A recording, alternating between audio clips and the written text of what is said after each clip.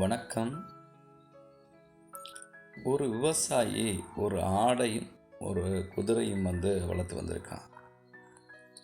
அப்படி இருக்கிற காலகட்டங்களில் ஒரு நாள் அந்த குதிரைக்கு உடம்புக்கு முடியாமல் போயிடுது.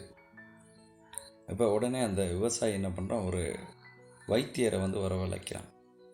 உடனே அந்த வைத்தியர் என்ன பண்ணுறாரு, அந்த குதிரையை நல்லபடியாக பரிசோதிச்சுட்டு சொல்கிறாரு, இந்த குதிரை ஒரு பாரிய நோயால், அதாவது வைரஸ் எனப்படும் ஒரு நோய்க்கு ரொம்ப பாதிக்கப்பட்டிருக்கு. ஆனால் இந்த குதிரைக்கு 3 நாள் நான் மருந்து செய்கிறேன். இந்த 3 நாள் அந்த குதிரை குணமடையவில்லைன்னு சொன்னால் அந்த குதிரையை கொன்னுடுங்க அப்படின்னு சொல்லி விவசாயிகிட்ட சொல்கிறாரு. இதை அந்த ஆடு கேட்டுக்கிட்டு இருக்கு. ஆடு கேட்டுக்கிட்டு உடனே என்ன பண்ணுது, அந்த குதிரைக்கிட்ட போயிட்டு சொல்லுது, நண்பா, எப்படியாவது எலும்பி கொஞ்சம் கொஞ்சமாக நடந்துட்டீங்கன்னா சரி, அப்படி இல்லைன்னு சொன்னால் உன்னை இவங்க கொன்னுருவாங்க அப்படின்னு சொல்லி அந்த ஆடு அந்த குதிரைக்கிட்ட சொல்லுது.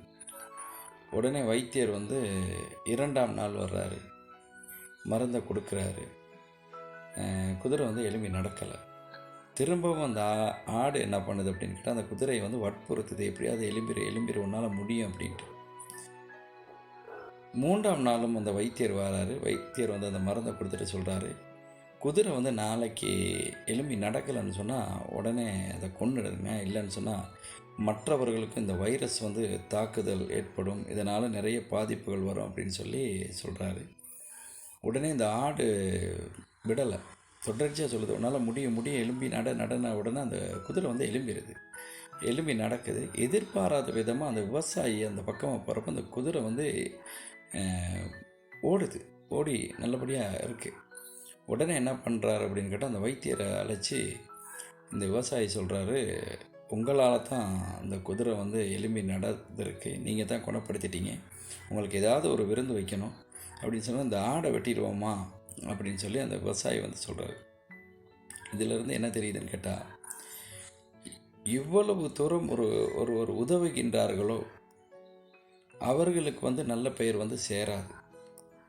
அதில் ஒன்றுமே பண்ணாமல், எந்த விதமான ஒரு முயற்சியும் அளிக்காமல் இருக்காங்களோ அவங்களுக்கு தான் நிறைய நன்மைகள் சேருது. அந்த மாதிரி எமது பக்கத்தில் அருகில் இருக்கிற எத்தனையோ கஷ்டப்படும் நண்பர்களுக்கு எந்த விதமான ஒரு பலன்களும் கிடைக்காமல், எதையுமே செய்யாமல் இருக்கின்ற அந்த இடத்திலே இருக்கின்ற நண்பர்கள் அந்த பலனை அனுபவிச்சுட்டு போயிடுறாங்க. அதுதான் அதன் கதை. பலியாடு அப்படின்னு சொல்லுவாங்க.